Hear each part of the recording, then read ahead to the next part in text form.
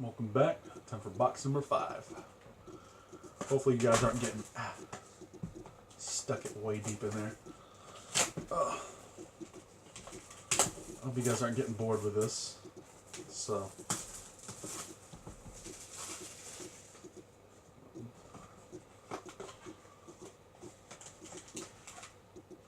and for those of you stuck around for the 5th video, this is what a lot of Pokemon addicts do. There's like, fresh box smell. Not really, I was just kidding, but I figured those of you who actually just like watching openings would probably be watching this, so I try to do as many as possible. I decided not to do my Evolutions boxes and a bunch of other stuff. I have way too much stuff to open, so I decided not to do videos of those. Ooh, right off the bat, Latios GX. Okay, that's good. So I decided not to do a video on them. I guess I would have to if I had enough people literally just subscribe and be like, oh, I've got to see this, or something to that effect. Okay. I will say this: if I get 500 subscribers, I will go ahead and do the openings. And at least, 500 subscribers. I'll go ahead and do, so that's a challenge to you guys who actually made it this far, is to find enough people who actually want to watch these videos. And I'll go ahead and just open them up on, because I bought a whole bunch of those boxes for a good discount. I bought 4 of the Jolteon GX, 4 Vaporeon, 4 Flareon. I got Tornadus Thundurus boxes. I don't think anyone's going to want to watch them though, because all they are just me opening the box and never opening the packs. But it kind of gives them a idea of what they may or may not want to play, or what or what not they may want to open. Okay, yes, that was a dead pack. Even with Doublé, that was dead.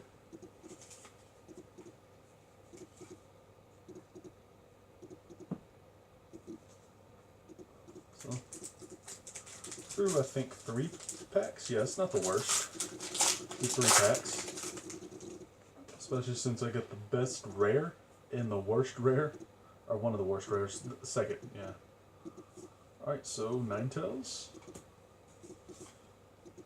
Yeah, I consider Aerodactyl the best single rare in this it's actually pretty good. It's basically, those of you who don't know, if you don't have any Pokemon GX or EX on your bench, it is 180 damage for 3 colorless, which is pretty cool. I'm not badly wrong. You could combo that with Mina, which is a supporter. Mina would allow you to attach double colorless, attach the fairy from deck, I think. Let's see. Yes, Zangoose. Zangoose is probably the worst foil. But anyway, yeah, you could just play Mina with Aerodactyl, and it would be able to get you pretty much everything you needed to make Aerodactyl go.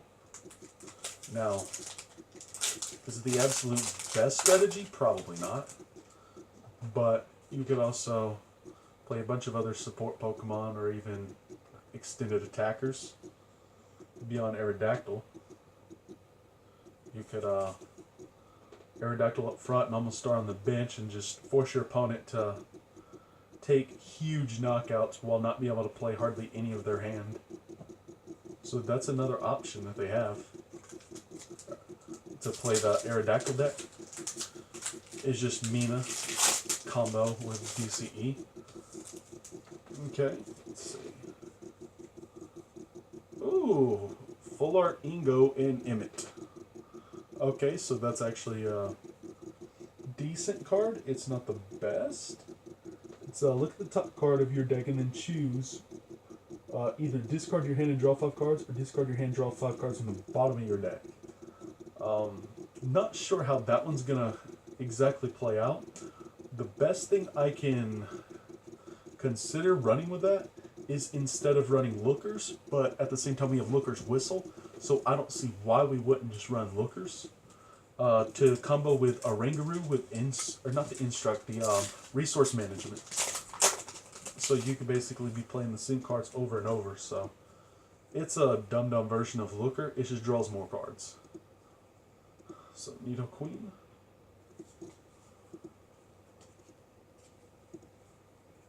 Okay. Oops, Nidoqueen, that's the wrong stack.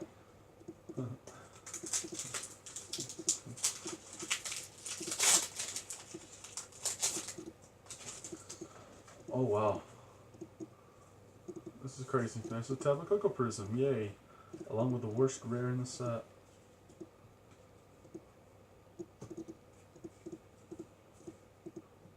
I think Tapu Koko Prism is probably the best Prism in the set, to be honest. I like it better. I know it and Shaman are both going to be used in Expanded Rayquaza. And Expanded Rayquaza just completely broke open Japanese format, but remember, they still have things like Hexmaniac. They have not banned it. There's Alolan Muck, which if I have excess ones, I can just trade them away, so I'm not going to get mad at getting too many of them. Actually, you can't get too many in my opinion. Not Alolan Muck. The regular Muck you can, Alolan Muck no. Because there's always going to be a need for them.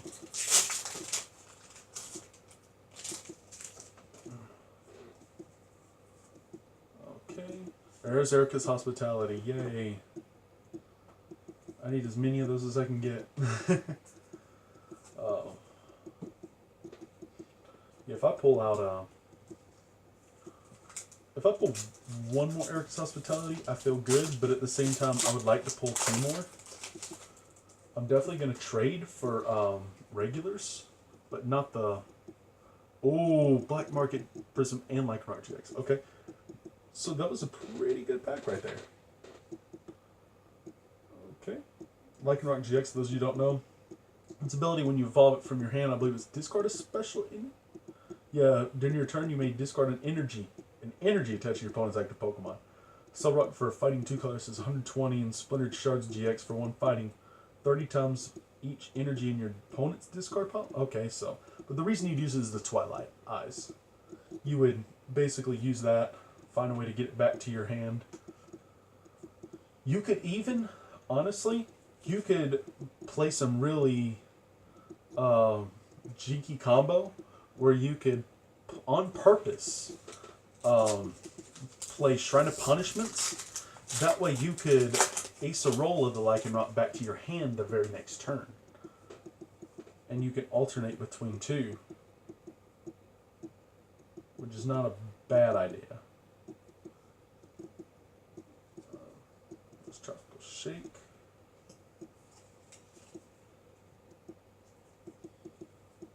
Yeah, Tauros is a... Which I will say, I'm definitely going to try out Tauros too, because Tauros is very, like, something's got to give with that, because that can't just be like a,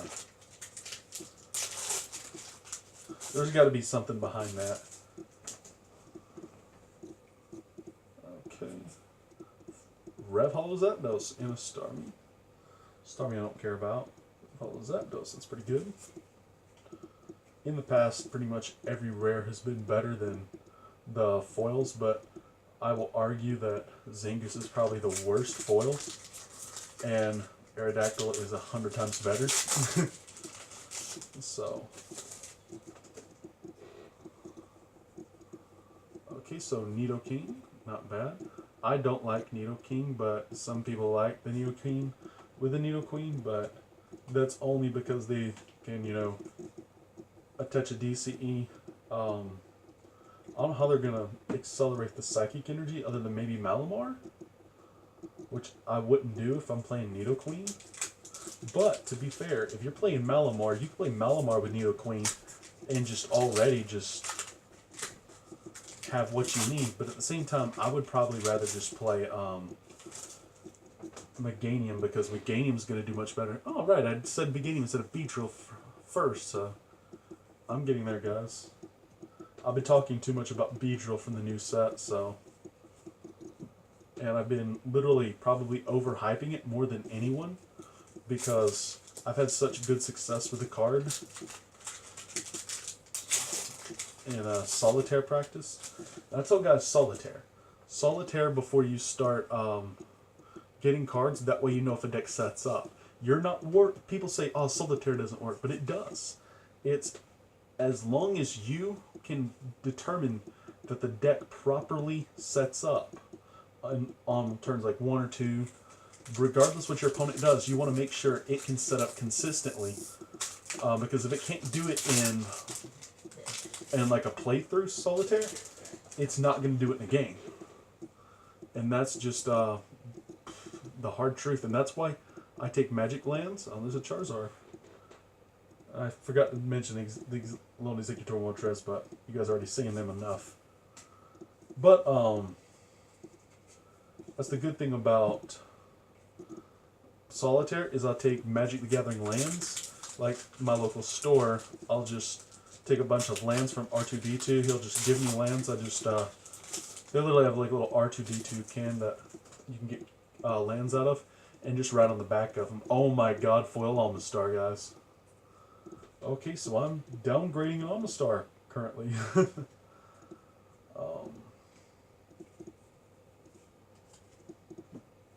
So, just a thought. Anyone needs to upgrade to a foil? I'm happy now. I've got all the Almastars I need. Olin Mux. Got a lot of stuff, and I'm still searching for a few extra cards. Okay, so Olin Executor. I don't know, I pulled pretty good so far. As overall, I didn't like that 4th box, but I mean, that second one, I think it was the second one, more than made up for it. Okay, there's another Gengar Mimikyu GX, I believe. I thought that's a playset. I believe. I'm not exact. I think so. So I'm gonna be set for that. I just love the pull rates now, and I will tell the TPCI that is probably the only good thing about them right now, is the pull rates on boxes. Everything else about TPCI I don't like. So Kabutops and Aerodactyl, which is crazy because those of you who don't know, Kabutops' national dex number is 141, Aerodactyl's is 142, right next to each other. The only thing that would have made that funnier is if it had been Aerodactyl here, and that was an Eevee Snorlax GX, because Snorlax is 143.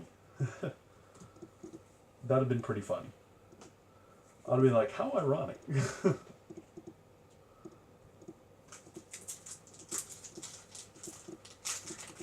Alright.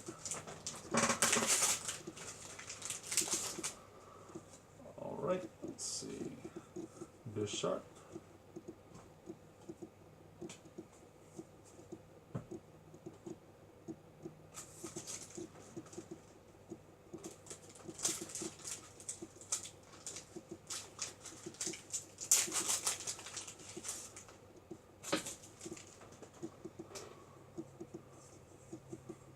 Foil Lola Marowak. Pinsir.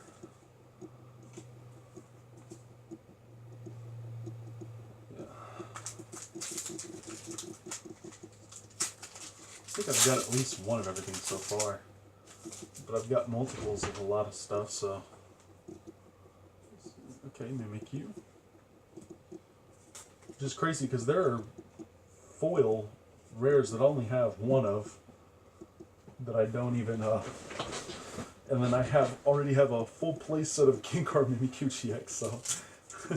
So I'm going to be able to play Gengar Mimikyu GX on the star, like right off the bat without having to trade. I'm just going to downgrade some stuff. Okay, gold medal goggles. That's See, I believe that's metal Pokemon take 10 less damage. Let's see. Yeah, 30. Okay, yeah, so 30. After applying weakness and resistance, your opponent's attacks and abilities can't put damage counters on. Okay, so that's actually pretty good. So the difference there between that and Metal Frying Pan is that damage counters can't be placed on it as far as like abilities and effects of attacks. And the Metal Frying Pan gives no weakness. So you're probably better off at some point playing an extra metal goggles than a Metal Frying Pan. Because they're going to be a lot more things that will put damage counters as we go along. Right now, I don't think you got to worry about it as much. Okay, I want to make sure I get. But in the future. And those of you who don't know, look up the next set, and you'll see exactly what I'm talking about. Right, so Alolan Marowak. That's crazy how we already know pretty much half the stuff that's coming out in the next set before it even, like, right as soon as we get this new set. When we get this new set, we know what's coming out literally over a month ahead of time. Alright. Yeah. Oh, regular Hoopa. Okay, so I'm getting happy. I'm getting that whole place set of Hoopas. Which is gonna make me extremely happy because now I can play it expanded. It's got 190 HP, so Body Fury Belt may not be a bad idea. Absol. I think that's my first Absol. And this is box 5, guys. So there's a lot of stuff that I'm going to be looking to trade for, but I'm going to go around to just find trades instead of buy the stuff because I want to make sure that I'm getting everything I need from everyone. Okay, so there's a Skarmory. Now I do view it as I pretty much pulled everything, so I'm not worried. I'm never going to play the Absol, I don't guess. That's just a... If I ever decide to play it, I have access to it.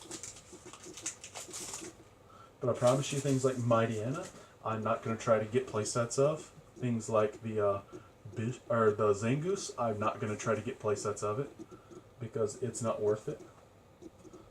Or the Zebstrika, I've already got 4, but I'm pretty sure I do. It's just not worth it.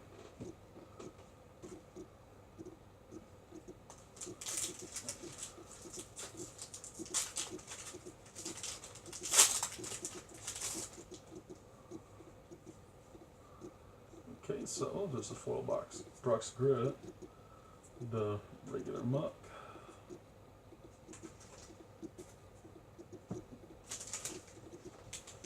Three more left.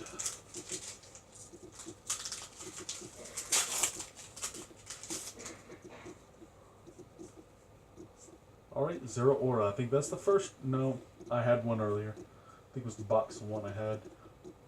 Rev Hollow Unidentified Fossil.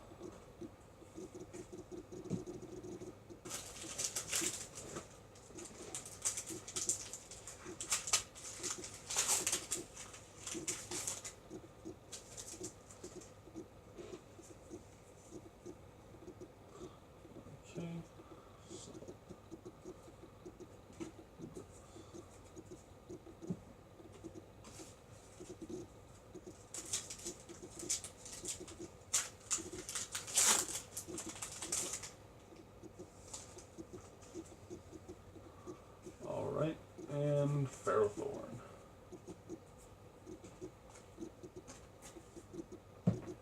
Okay, so to recap, that's actually not a bad box, but it's also not the best.